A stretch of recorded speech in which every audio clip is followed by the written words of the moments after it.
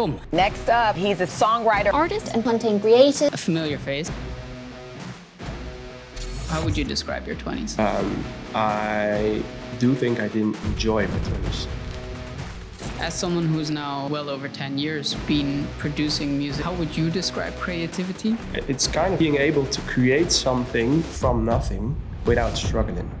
It started going really well for us was in the time we released a lot of music on Revealed and Spinning, also on Wall, a favorite label. That's been 6 years of intensively touring and putting out music. And then the deadly coronavirus is the biggest threat this country has faced for decades. Shutting down hundreds of events, large and small. Everything I did wasn't possible anymore. So why am I even making music anymore? I'm not trying to be someone else. So if you say, name a couple of artists that are like you, that's the hardest thing for me to do ever, because I will always think he's more successful, he's having more shows. If you don't believe in yourself at all, it will be very hard to accomplish something.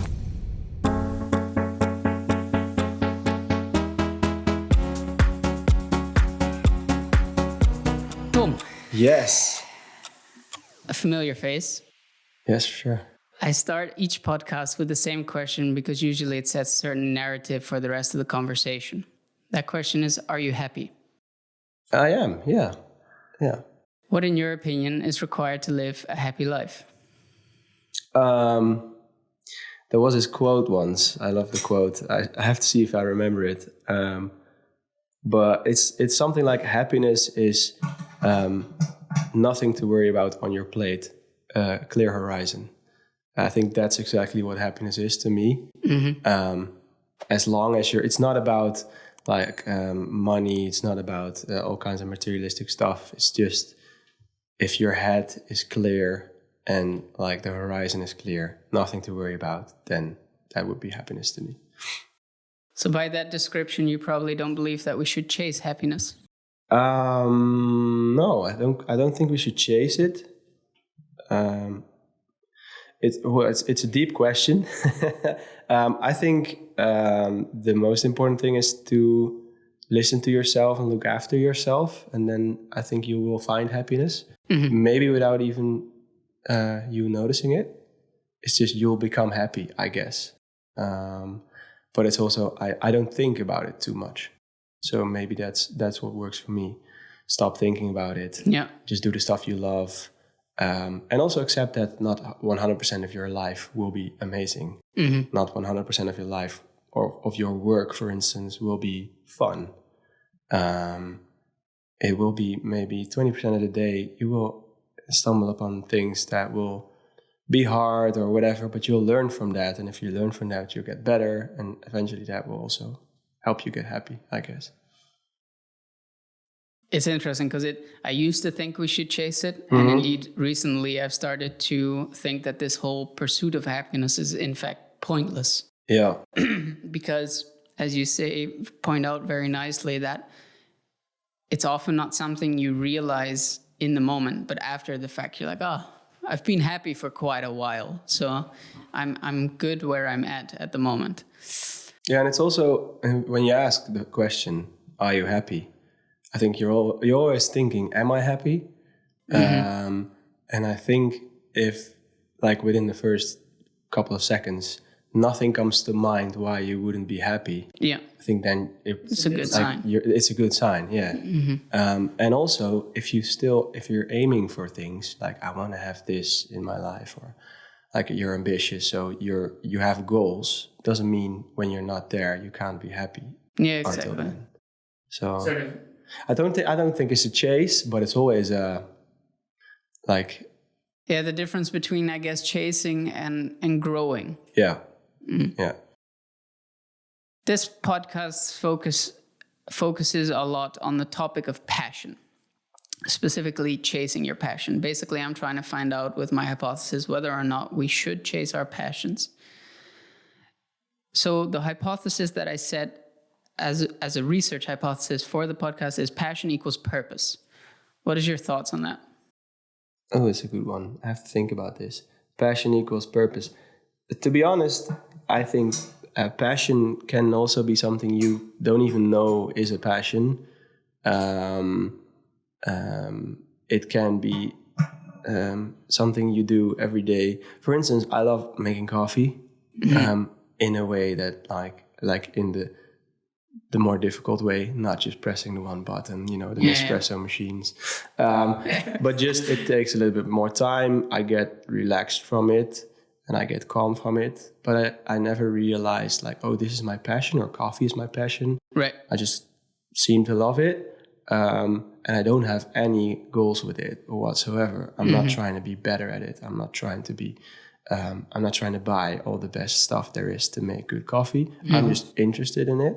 So then I would not say passion has to equal purpose. What about passion gives purpose? Yeah, maybe it does. Yeah. It's hard. It's a hard question though. That was the idea. Yeah. And I also have to say, I don't think about that too much. Right. So that's maybe why I have to dig a little bit. Yeah. What do I think about it? But maybe it's better to say passion sometimes gives purpose. But I also believe passion can just be passion. You can just love stuff. You can just be busy with stuff without you even realizing how much you love it. Maybe until it stops or you're not able to do it anymore. For instance, if you're, I don't know, always playing soccer with your friends and stuff like that, and then suddenly you break your leg, then you realize how much you loved it. Right. I think that's when I realize what passion is to me. That's a different perspective, at least to have what I've heard so far.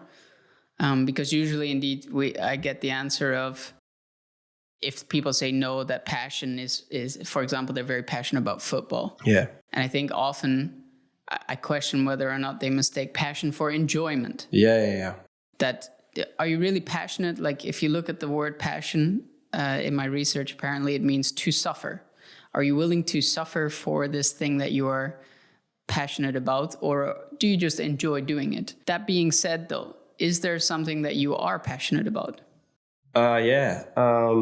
I've always been passionate about music. That's why I'm in the music business, of course. And if you state it like that, something, what did you say? Like passion is something you... Willing to suffer for. Yeah. Like the literal word means to suffer. Yeah.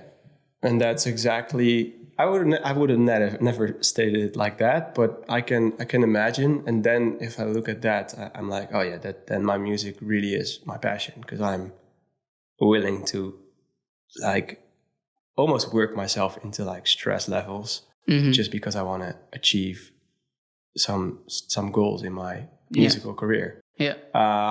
So that's something I'm definitely passionate about. And then, for instance, if you compare it to my coffee making, I'm not that passionate about it because I'm not going to like delete all my social life just to be able to make better coffee. But there's some people who do. I'd have to say I'm definitely passionate about music. Before we dive then a bit more into your sort of musical career, I'm curious what your 20s were like, because obviously that's the main target group of this podcast. Yeah. Well, how would you describe your 20s? Very good. Very nice. And just to elaborate on that first part, my 20s were also a passionate period with my music. So my 20s were really nice. Like I studied, I had a great time here in Amsterdam with my friends and whatever. So I looked good at a good couple of years. But on the other hand, if I look back at it and I look at the time now, also with COVID happening and stuff, I do think I didn't enjoy my 20s. Like a lot. I did enjoy stuff, of course, but looking back, I was like, oh, I would have also done this if I could have done it. Such as? Does something come to mind right away that...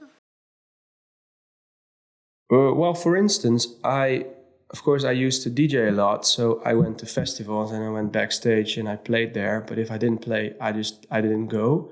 So when my friends went to a festival, I didn't go with them. Even if I didn't have a gig planned, I would be like, no, I'm not going to go because probably I'll get a gig eventually. Yeah. But then sometimes that didn't happen. And I was at home being like, oh, no, I don't have a ticket to go.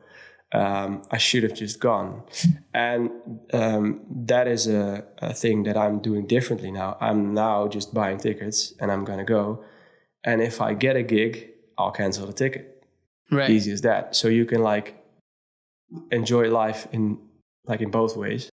I would have done that more, I think, my social life a bit more. But on the other hand, I really enjoyed making music and following my dreams. So I'm not in regret or something. No, exactly. Because I think, obviously I know a bit more of your story, but to some extent to achieve the point that you have now where you're able to say, either I get a gig or I go, you probably had to work, you had to work very hard to get to that point. Right. So it comes back to this willing to suffer. I guess you were willing to sacrifice these social events at the potential of maybe getting a gig, in this case, for the music. Yeah. But on the other hand, I never thought of that back then, because when I used to be, well, even before my 20s, when I was like 17, 18 years old, when I got back from school, from high school at like around 6, everyone was like, weekend, let's go drink and stuff like that. And most of the time I went home and was like, oh, now I get to make music. And then I went up to my bedroom, started making music, and I wouldn't stop until like 2 a.m. And then I'd go to bed. Other people were probably drunk and still would do 3 or 4 hours and then go to bed. And I would start the next morning again making music. But I didn't think about that. I wasn't like, oh shit, I'm making music and they're all going out. Right. I wasn't aware of it because I was just loving what I was doing. So that's also a different example, but that turned into, a couple of years later, I think it turned into, I have to make music all the time. And if I look back at that now, like at those 20s, sometimes I could have also just said, all right, I'm not in the best creative mood right now. So let's just stop doing the music and go out for once. I think that's how I look back at the 20s. Because I think that's a nice segue to something I'm also currently struggling with, the concept of creativity, right? And whether that's in music, content creation, or running a business, it demands a certain level of creativity. Yeah.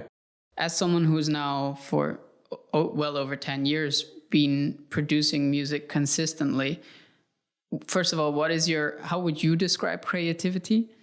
And how do you go about dealing with, for example, creative burnout, or just where does creativity come from? How do you ensure that you can continue being creative? It's a really good question. I'm thinking how I'm like, to me, I'll get back on what creativity is, but to me, to be creative, I have to find a certain chill mode. So, for instance, after like a couple of years of touring and making music, it somehow from a hobby, it starts turning into job as well, because they're like, you're used to, I have to go into the studio now. Like everybody else who's working on a Monday, I go in the studio. So it's not always fun. It's not always, oh my God, I get to be in the studio. But to be creative, I have to get like into a headspace where I'm not thinking about, oh, I have to make a song right now today. I have to do this, I have to do that. It can really help to just go to the studio, see the PlayStation, start playing FIFA. Or we have dartboards, we have football. Just first have some fun, have a coffee, have a talk. We're in a studio complex with 5 other artists. So sometimes I get to the studio at 9 and then at 12, we end our coffee meeting. Yeah. Just because we find a nice topic to talk about and we just go into that, like also passionately talking for 3 hours. And then we're like, oh, nice talk, man. I'm going to go into the studio now. And I think that's really important to like, not to find the creativity, but to like get it. That's one thing. Be in a chill mode. If I'm not in a chill mode, if I'm stressed or whatever, I know nothing's going to happen. Right. So I'd rather say, today I'm going to go to the beach, or today I'm going to go to a museum, whatever. And then what is creativity to me? But it's kind of being able to create something from nothing without struggling. Right. I think that's my way of saying you're creative. So anyone can be creative, like you can be 10% creative, 100% creative, and anything in between. Because I hear some people say like, oh, I'm not creative at all, so I'll leave it to you. But then again, if you ask them, okay, but come up with a concept for this, just think about it. Yeah. And they'll write something down. Maybe it's not the best storyline ever, but it's something they created. And then to me, you're creative. So I think anyone can be creative, but you just have to, if you think you're not, I think you just have to find a way of getting it out.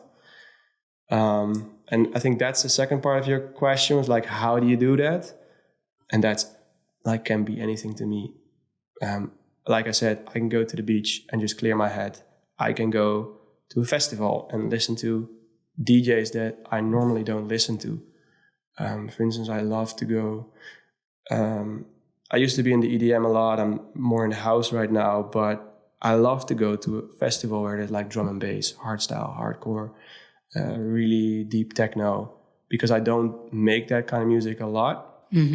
And then that can inspire me, like, oh, this is a weird sound. How do they make that? And then I start doing that as well, incorporate it in my music in a different way. It's funny because I also sat down with Puri, the maker of Conyo. Yeah. And he explained that's exactly how he ended up making Conyo as well. It's by infusing, I think he said it was like house sounds at the time, with sort of this Mamba sound, and that eventually this big bass line infused with his Mamba drums. That's what ended up making Conyo, which got him a hit. Yeah. And I wonder if you can apply that sort of approach of taking inspiration from unique industries and essentially making something creative, that it's not necessarily coming up with something new yourself every time, like most people I think it is. Yeah. Right? Like when you paint a picture, you would expect that, you draw something someone has never seen before, rather than trying to recreate something, giving it your own touch. Yeah, I think so. I think you will always get inspired by like external things. So you can get inspired by a sound. You can get inspired by, I don't know, someone saying something. And you'll be like, oh, that could be a nice topic for a song. Yeah. And you just write it down, and later on you can write about it. You can also decide, I don't want to be influenced at all. I heard Mau P say this when he dropped drugs from Amsterdam. Mm-hmm. In an interview, he said, I wanted to go back to myself, so I stopped any internet, social media, whatever, and just went into the studio. Mm-hmm. And he wasn't able to listen to other music and stuff. So then, eventually, whatever comes will be something from within yourself. And of course, it can be something from maybe something you heard 3 weeks ago. There's still something inside you, but it's not that you're influenced by a song that you heard today or whatever. So that can also be something to get you creatively going. But I think for me, it really helps if I can hear a song. I love lately when I hear a song in really bad quality. So for instance, someone is recording on a festival, and and when the bass goes off, like everything gets distorted and stuff. And because everything's distorted, I don't hear the perfect version of the song, but I hear my own version, kind of. So maybe the bass line's not doing, the bass line's not being transferred to me like it is, but in a different way. And then I get inspired, like, oh, that's nice. Maybe I have my own bass line kind of idea, and then start writing that. And then when the song that I actually heard comes out a couple of months later, and I compare it to my song, it's totally not alike, but I've been inspired by it.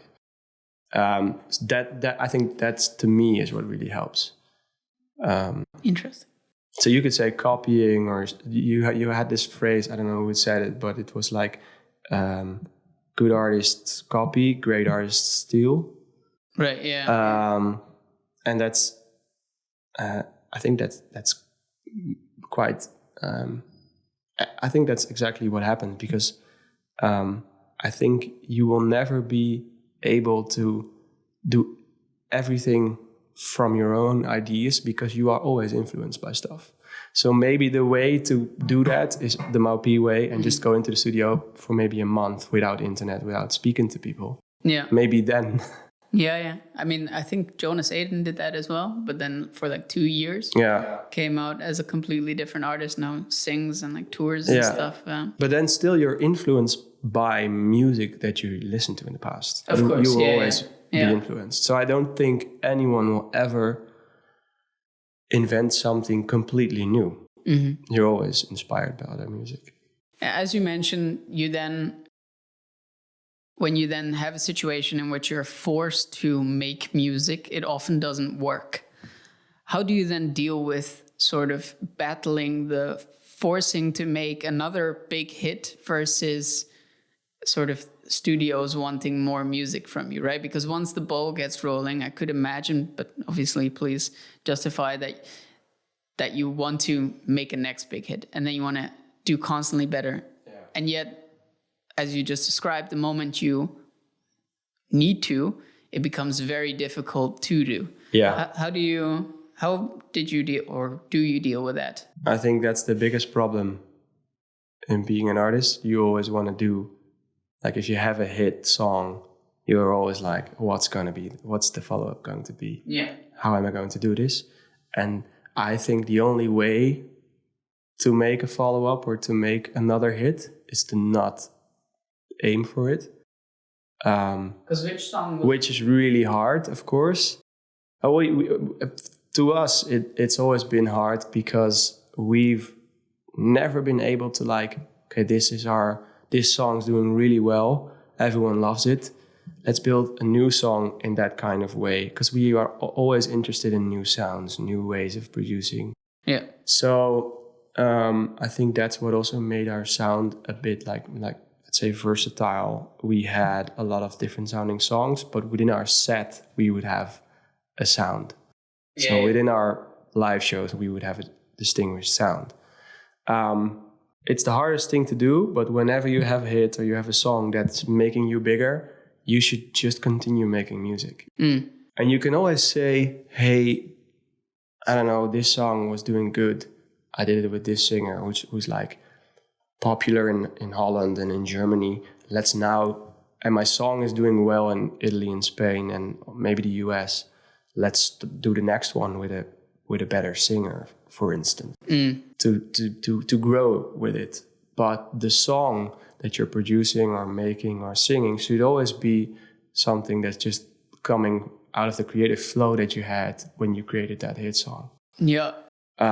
I think it's really hard to be like, I want to create a hit song right now and then do it. I think you never know when something's going to be a hit song. So you will always also never know if your second song is going to be your second hit. And then I think output is just the biggest thing ever. If you make 10 songs, there will be one really good one. As I think I've honestly come to believe that pretty much all artists are to some extent perfectionists. When is for you the threshold to say, it could be better because it always can, but we're going to put it out anyway? It depends on what kind of stage in your career you are, I guess. Okay. Right now, for instance, I'm at a stage where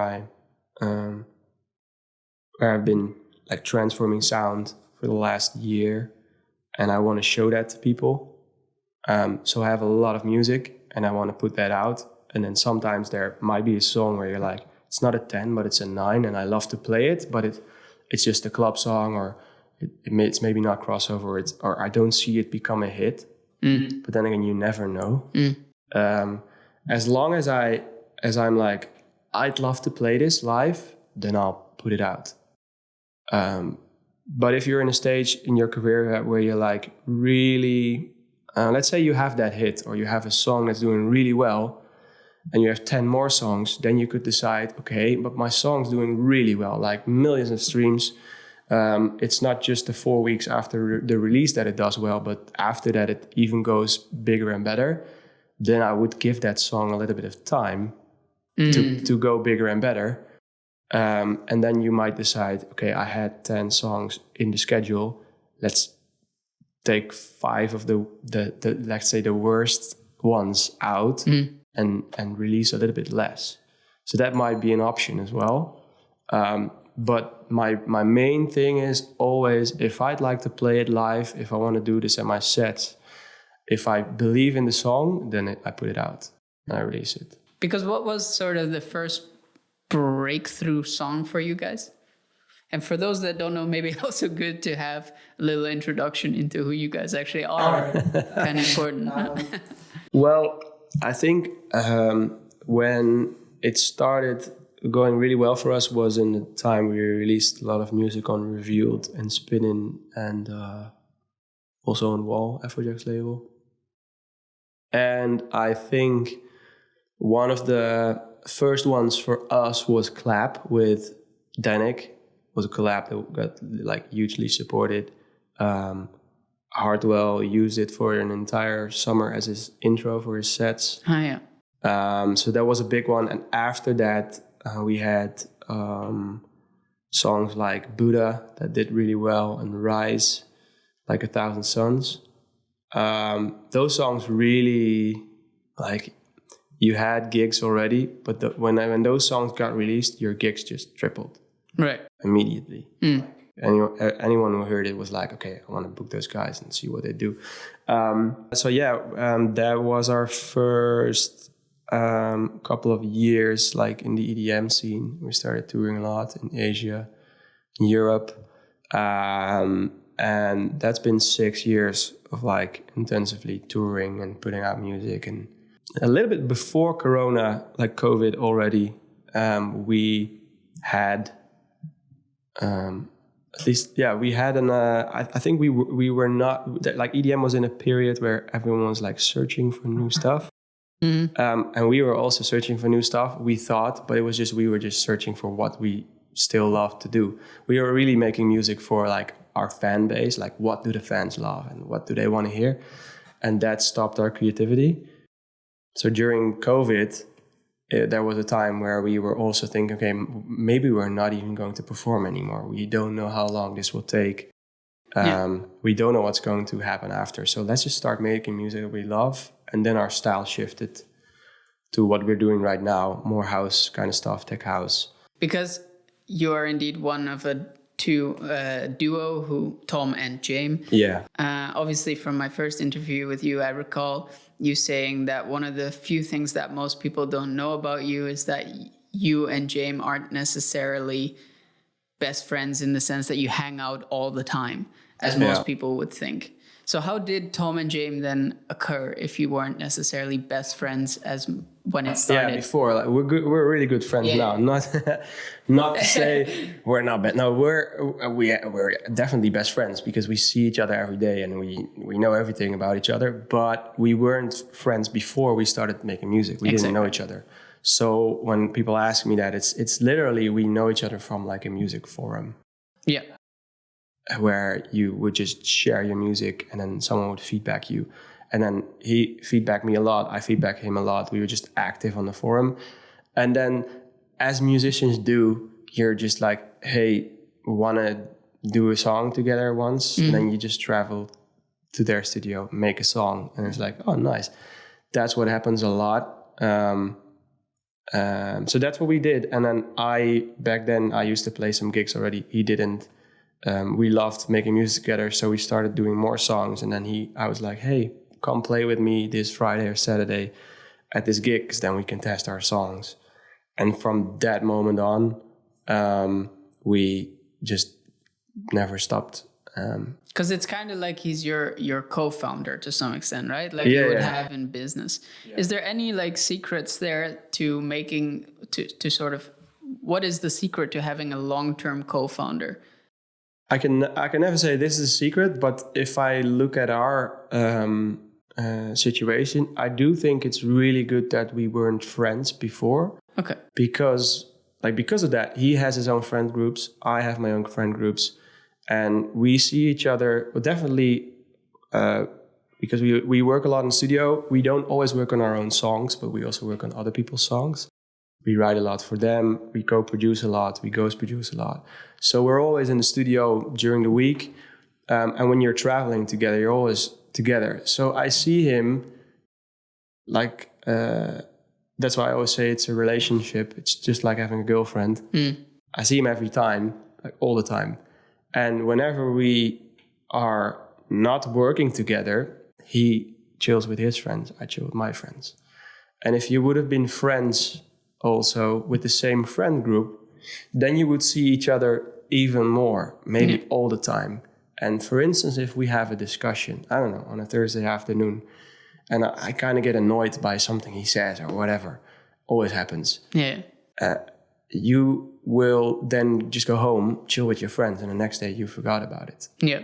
But if you just had a tough conversation or discussion, and then you go home and you chill together with friends, you don't get away from it. That can be a little bit of a hassle, I think. So I definitely think that helps. Yeah. We're never in fights. Yeah. We're always in discussions, but never in fights. And I think that really helps us to not be in fights. It's always hypothetical, of course, but how important has it been to you to have that sparring partner? It's important. But on the other hand, it's also important because we grew into it. We can complement each other. Mm-hmm. But I would also say if Jame would have been a solo artist or I would have been a solo artist, we could also have made it ourselves. Right, okay, yeah. Because we're both creative, we're both good in doing business, we're both good at networking. It's not that one of us is good in music, the other one's really social. Yeah. And then we combine that. We're both good at all of it, but we have our own, like, he's a little bit better in, for instance, mixing a song and mastering a song. I can also do it really well, but if it has to be done perfectly, he does it. So obviously this podcast is called the Quarter Life Crisis Podcast. I'm quite interested to see whether this is the case for you, actually. But for me, the reason why I called it like that is because at some point I was done with university and still didn't really have a clue what I wanted to do with my life because just endless road of possibilities. And as you know, there was a time when I tried music. And at some point, I came to this sort of crossroads of, do I take music really seriously or do I try something else, which ended up being this in the end. But and the reason why I ended up stopping with music is mainly because I had a lack of self-belief when it comes to talent. How would you say, I think so, but would you say you have a high level of self-belief and has that been important to your success? Definitely. But I also have, I've always had a fear of failure. And I still have that because at the end of the day, you're making something and then you're in this room and you're making something. And then whenever that product goes outside the room, you just really hope other people love it as well. Because in the end, I think that's my goal. I wouldn't make my own kind of music if I couldn't perform it or if I couldn't put it out and show it to other people. I would always make music, I think, so that other people can hear it. And it's really nice if just some people will love it. Not everyone has to love it, but if some people love it, that's always really good.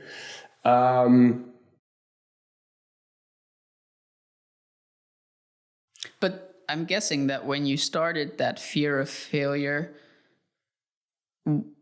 wasn't that high yet, right? Or was it right away?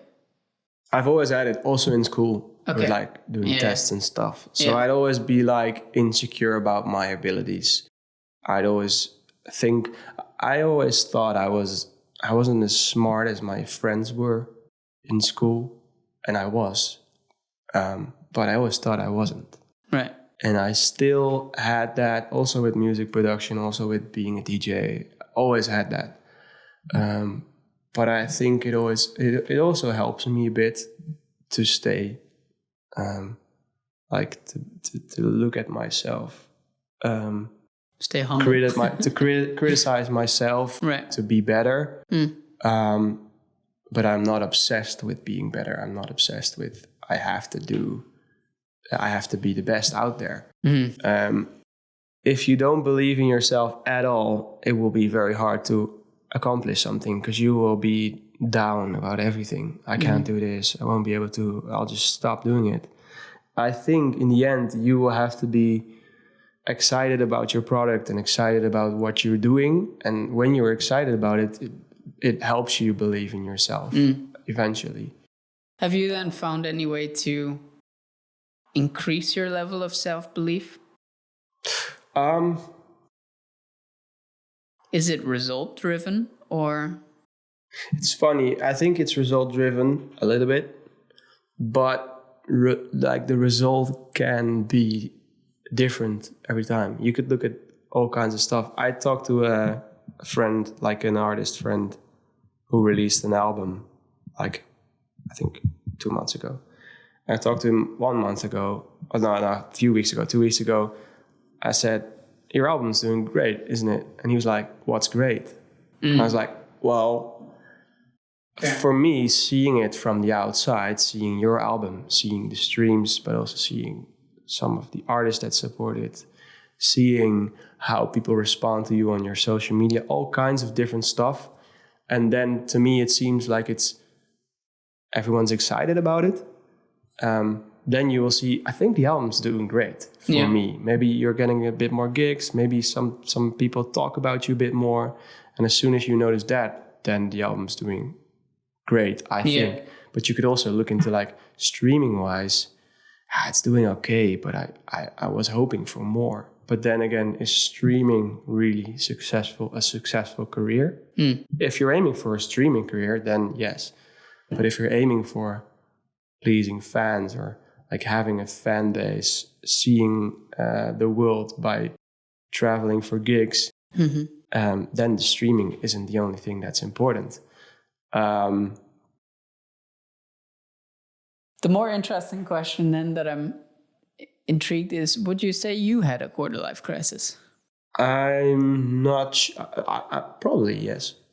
I think everyone has, and maybe someone has it for just about a month and then knows what to do and just goes on. And some people have it for years without even noticing.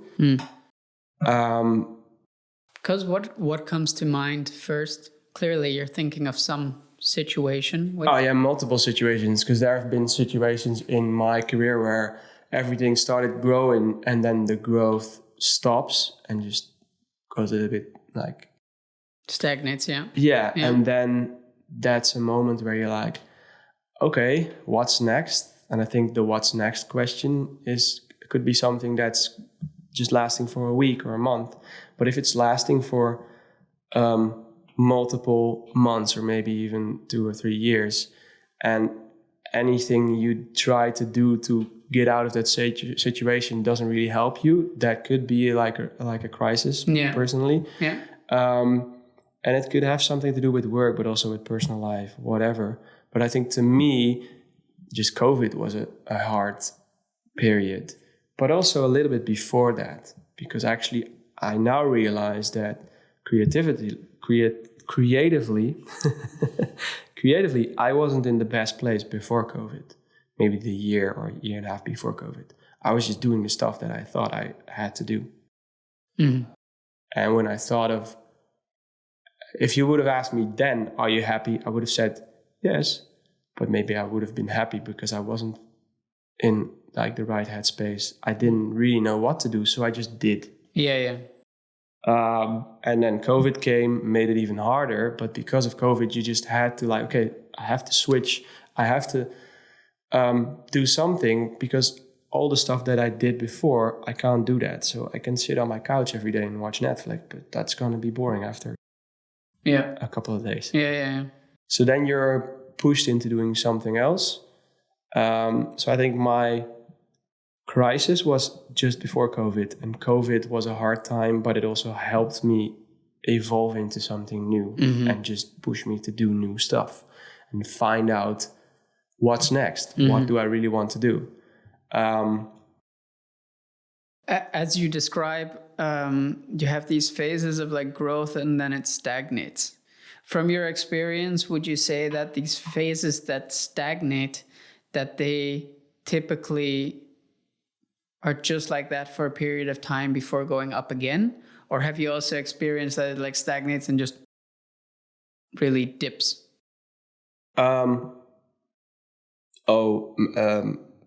Yeah, both actually. Talking about other artists as well, you see both.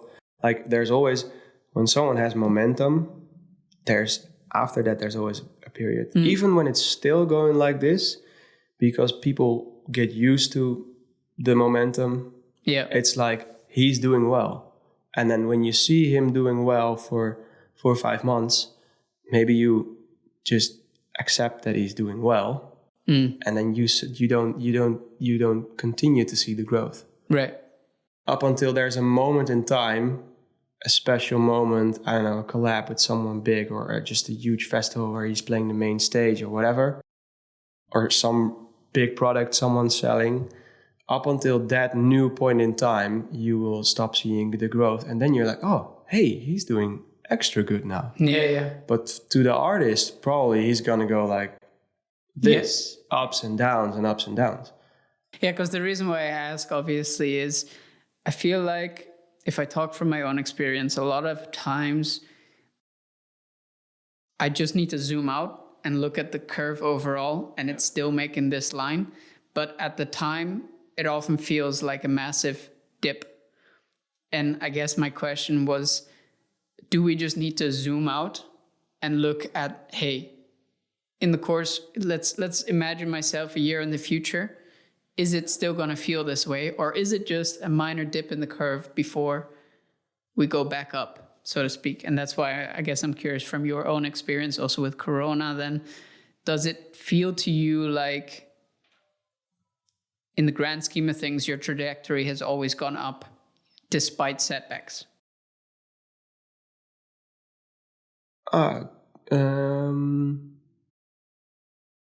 I think it will always go up, but you will always have those setbacks. And if you don't zoom out, you will feel like, oh, the last couple of years have been shit. Right. And then I really hope there's going to be a good couple of years. But if you also zoom out, for me, if you say, like I'm 32 now, and I've always been, you always feel young, you always feel like you're in your 20s, and then you always feel like, okay, I'm doing good now, I'm doing music, and then your career is doing well,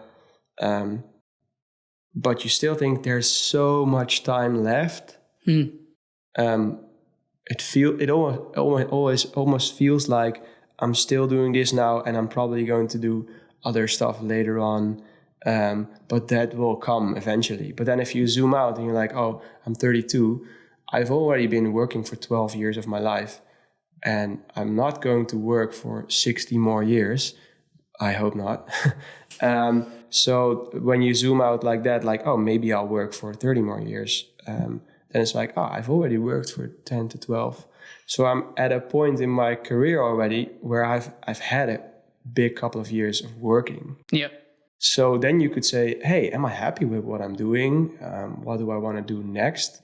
What do I want to do for the next 10 years, maybe? Because if you look at just tomorrow, you'll be like, I'm fine doing what I'm doing right now. But if you zoom out, you could think like, the last 10 years have sucked, or the last 10 years have been amazing, but the last 2 years haven't. But that's all right. 8 years have been perfect, 2 years have not been perfect, but I'll go for the next couple of 5 years that will be perfect again. I think you can only see that if you zoom out. Because it's also really hard to zoom out. Yeah. And it's also an interesting dilemma, right? Because there's like a split in society of half that says, think about your future, focus on your future, blah, blah, blah. Make the things so that your future is better. And the other half is like, be present. And the question is, which of these two am I supposed to do now? Yeah, and what's future? Like, future can be 20 years from now. Future can be 2 years from now, Yeah. there's people who are like desperately trying to stop working at like their 30s or whatever, or like their 40s. And then some accomplish that, but some don't. And they might have been really stressed for 10 years trying to make that I want to be retired by my 40s. And then eventually they end up working until they're like 65. Yeah. But they've had those really stressful years. And if they wouldn't have been stressing too much about retiring at 40s, maybe they would have had a better life. Yeah. So it's, you can, I think it's really hard to zoom out like that. But sometimes when you zoom out, you can just be like, oh yeah, fuck that last year. It's been hard, but it's going to be better. And it's just 1 year of my 10 years music career. And I want to do 10 more years of a music career. So let's make these 10 years really good. Yeah. You talk a lot about stress. What is your relationship to stress? A really good relationship. Like, how would you describe stress? A lot of hard questions, man. Yeah, sorry. Should have warned you beforehand. Stress. Well, I know that if I get stressed, I have to. It's the same with being angry for something. I always allow myself to be angry for 5 minutes, and then I think. Also, with stress, I just think, okay, will it harm me 5 years from now? If the answer is no, forget about it. If the answer is yes, then I have a reason to stress about it, and then I can. Then I can think about it longer. I'll allow myself to stress about it longer, but I also will go search for an answer to release that stress. How can I make sure it doesn't affect my life in 5 years? But it's really easy. If you can stress about stuff that is happening right now, and you can be angry about it. But then if you think 5 years from now, will I look back at this and be like, damn, that was a bad period of my life? If the answer is no, just leave it. And next week you'll forget about it. That's, I think, a way of coping with it for me. I heard a fascinating quote recently. I mean, yours is more anger related to situations, but sometimes you also have it towards people. And I heard the quote, being angry is like drinking poison and expecting the other person to die. And I thought that was, that really set a lot of emotion, at least in my head, of all these resentments that you cling on to and this anger that you have towards people, that it can just drain you, like constantly trying to prove a point to someone. That's just not healthy. You only hurt yourself. Exactly. In the end. Yeah. One of the biggest struggles that I've had, and we're definitely making it work, but is balancing chasing your passion and relationships. As someone who tours a lot, how has that sort of experience been for you? Have you managed to balance relationships, or has it been tough? Do you want to talk about that, by the way, or is that? Oh, yeah. It has been... Has it even been important, actually, or? Yeah, definitely. It has been... It's always... Yeah, it has been an important thing in my life. And it's... Mostly by looking back at the last 10 years, I see how that went. For instance, the first couple of years of touring, we would just go, the two of us, Jame and I, we would just go touring. And then back then, my girlfriend at the time, she would never come with us. And it wasn't really like that was a problem. But looking back at it, now I'm like, I would have shared more with my friends and family if I could do it over. But back at that time, it was just, oh, this is the way it is. We tour with the two of us, and that's it. But I wasn't, other than that, I wasn't really struggling with social life or combining that. And that was because part of my social life was actually touring and was Yeah. making music.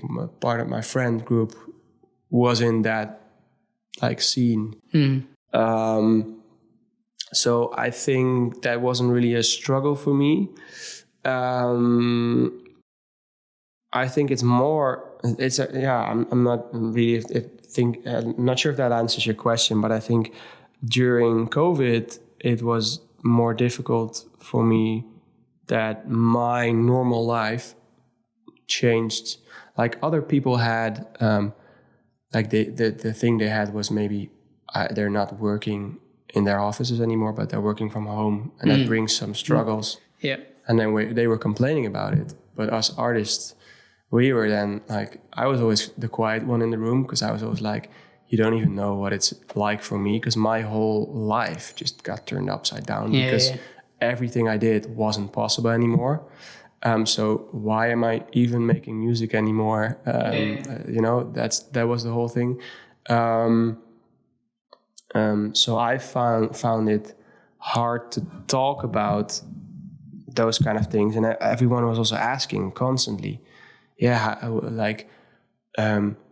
oh, when are you going touring now again when COVID stopped? And then it was always the question, are you going back touring now? And the answer was always no, because the scene hasn't started up yet. The last thing that started was events. Yeah.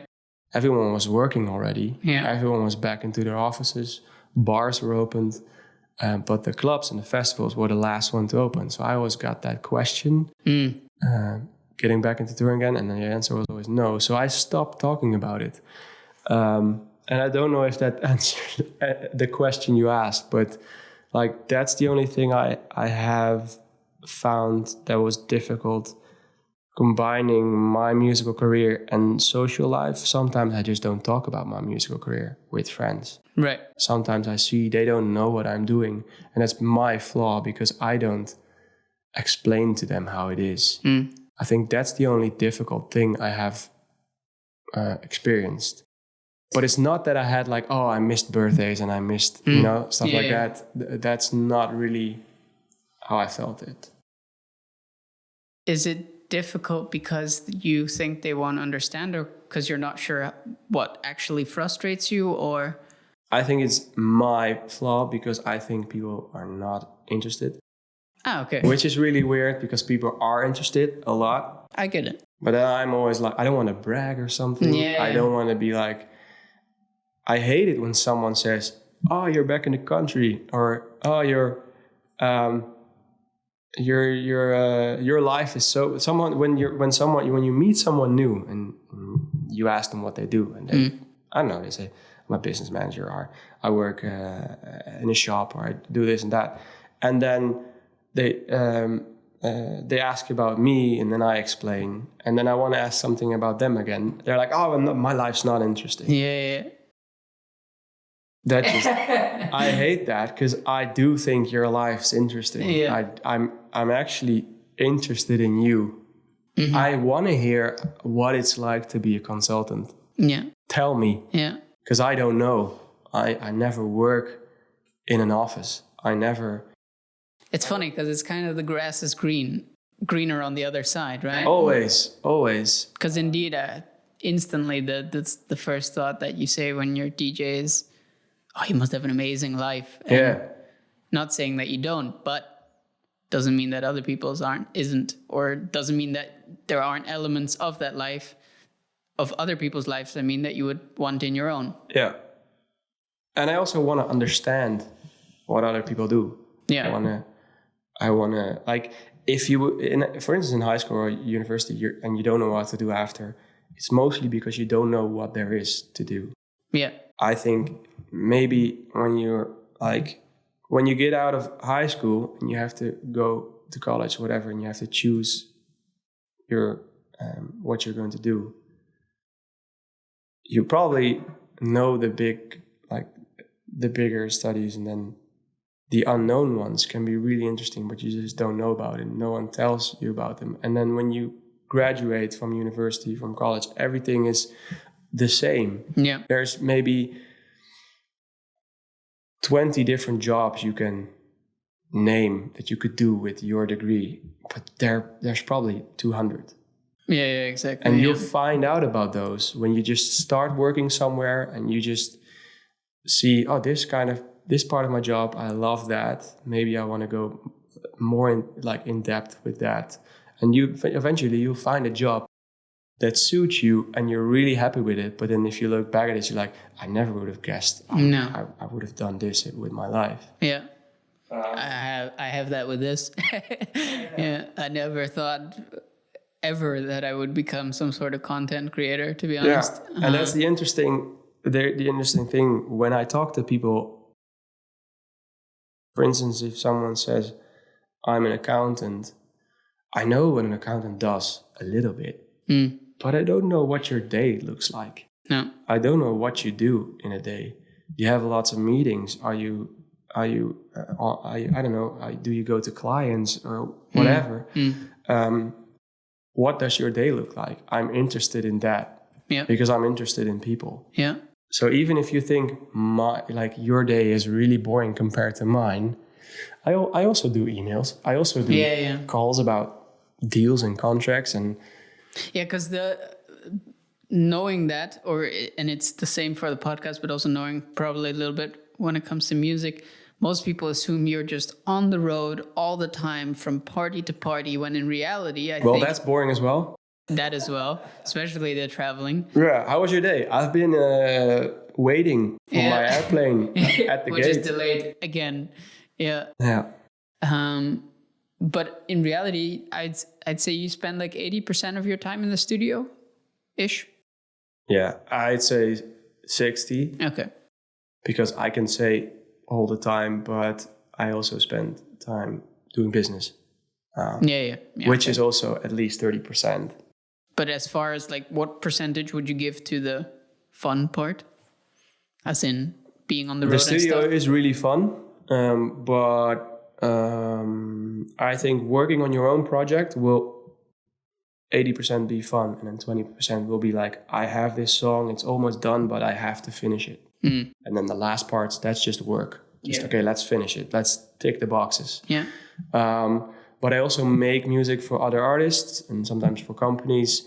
And that is a bit more work to me, which is still fun, but maybe a bit more like other people enjoy their work sometimes. Like, okay, today it's just, I have a couple of meetings I have to do. I have this and this and that. Oh, and then in the afternoon, I have this fun meeting I really look forward to. But the rest is just work. That's also for me sometimes. Yeah. I just have to work. I have to make this song.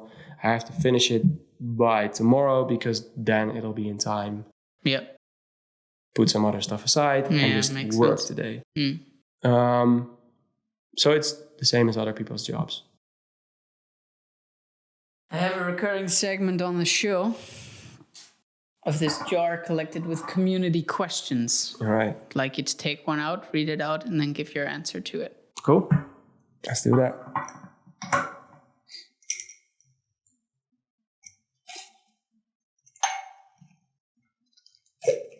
All right.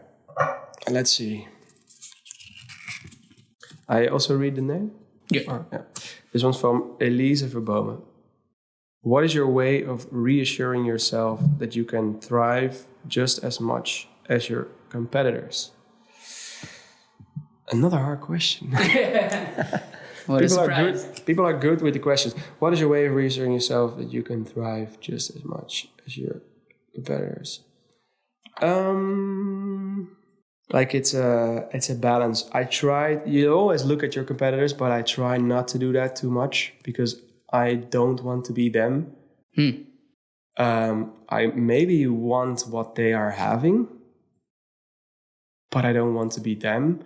So, and also you're always behind. If you see some product from someone, if you see a song, if you see someone playing somewhere, they've been doing good the year before or the half year before when they made that music back then. Or they were working towards that moment that you see. So you're always late if you're looking at your competitors. I'm only trying to get inspired, I think, by them. If I really like what someone's doing, I try to see, okay, but what do I like about them? Yeah. Why do I like it? Is it different than the rest? Or is it actually something that's been going on for years, but is he doing it better? Yeah. He or she. there's just Yeah. lots of guys in the Yeah. music industry. So I mostly say he. But is that person doing? Why is that person doing better? What is it that I like? And is that something that I'm also doing, or is it something that I don't even know that I'm doing, but I can maybe show my fans more or whatever. I think you can learn a lot from your competitors. Sometimes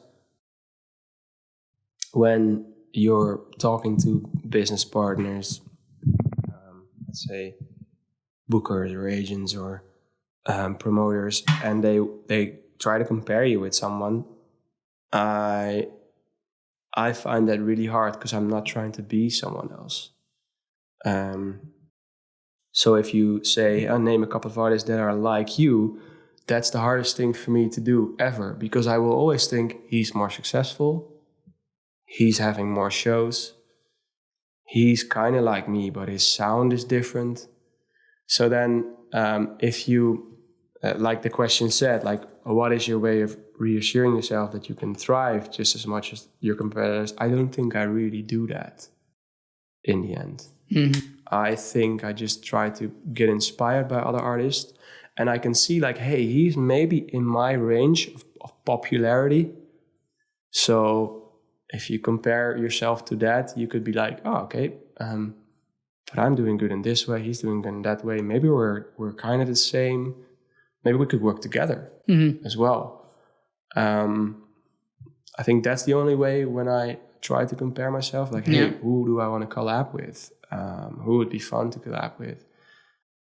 What's interesting is also that you, by the sounds of it, you always compare upwards, right? You always see, as you said, he's doing better shows, has more blah, blah, blah, always more. But sometimes taking the time and actually comparing. Looking down on people. No, But looking underneath, I remember when I did that when I started out or whatever. I think that also puts things into perspective. Like, in the grand scheme of things, I'm actually doing okay, right? I wouldn't necessarily want to be back here. And I know that I'll get here when my time is right. And also still get inspired by the people who are maybe less known, but they're doing really cool stuff. Yeah. And they're doing it because they're not ashamed of doing it, because they're still not. I think if you get bigger, people will start to, you think people start to get, they start to demand something from you, some quality, for instance. I'm at this level, so I can't make these kind of videos anymore because it's just too, it's a bit amateur stuff. I need to be more pro because people expect that from me. But then you see someone else who's not at your level or seems to not be at your level do really good with just really simple content. Yeah. And then you're like, why can I not do the same? Maybe people will love that. Yeah. So you can also really get inspired by the people that are not there yet. Yeah, it's interesting. In my former company, we tested 2 types of content. One which was really expensive and elaborate, like advertisement with like fancy flashes and movement. And then another one which was just literally user-generated content of them trying our product. And we made like 50 times the amount of sales on the user-generated one than the other one. So indeed, it's sometimes the sort of simpler stuff is more relatable, and that's why more people watch it. Yeah. And it's also interesting that you say that it's not necessarily people think that, but that you think that they think that. Because it's, I guess, your own limiting beliefs then all of a sudden. Yeah, definitely. One of the things that I find hard right now, for instance, with social media is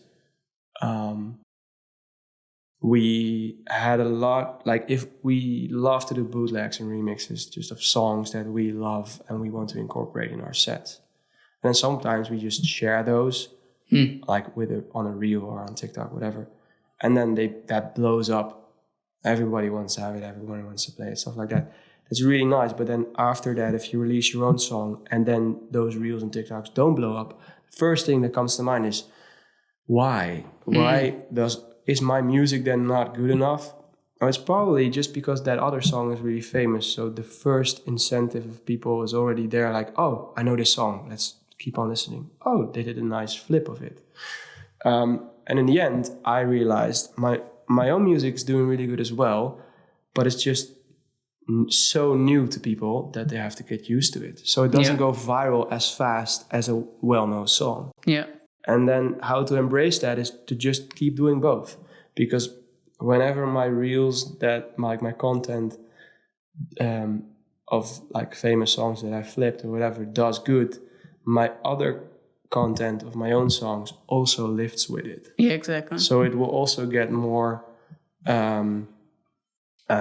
It's annoying because I didn't want to hear that because recently I've been having my own little struggle with the type of content I want to make versus the content that I know will do well. And although I know it'll do well, it just annoys me so much because there's like...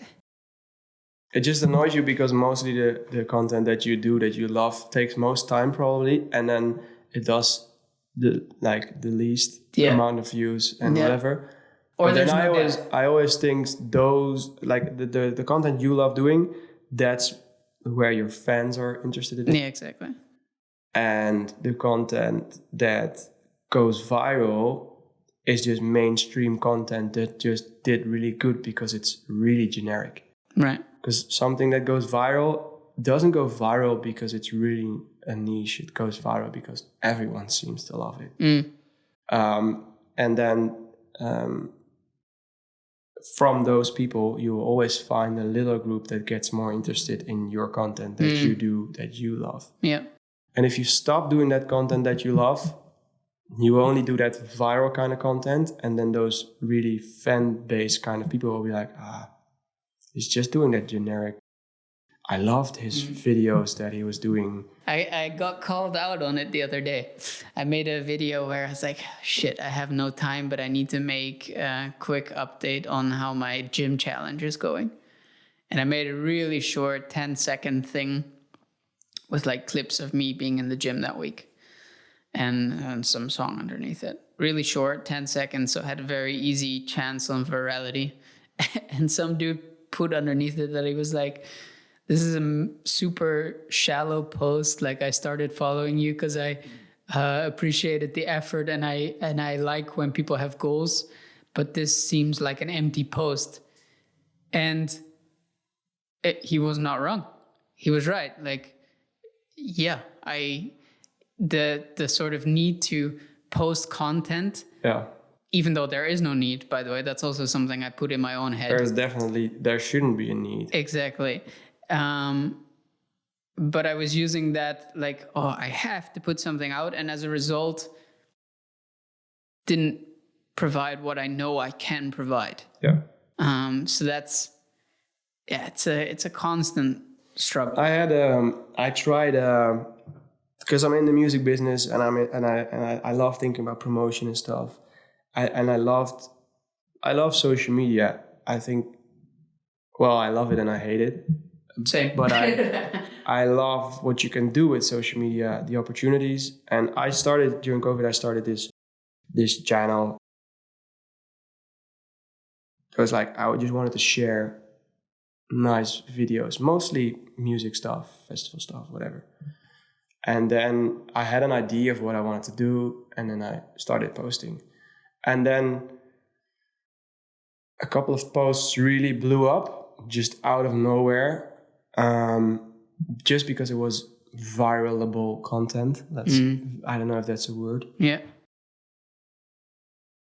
And after that, I noticed I was trying to aim for those kind of videos.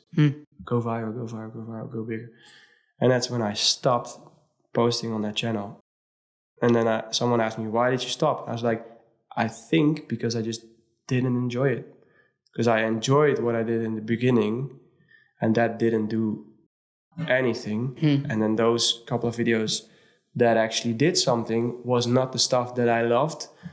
So I was like, okay, then do I go out and do the stuff that I don't love, but I know that makes my channel go viral? Or do I do the stuff that it's like your own... is fun? And you always have to do the stuff that you think is fun, because you know that maybe you're editing for an hour and then the video might not do anything, but you had fun editing. Exactly. Yeah.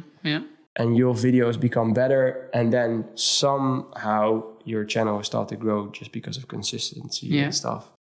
But if you're not in it for the fun, but you're only in it for the views or the money, or I don't know, then it's don't do it. I guess. I think only maybe to learn. I don't think you can learn sustain from that. it, or to have fun with it. It's kind of like heroin. It's like, not that I know, but just every time you then get a video that does well, you're like, next one, and then it doesn't.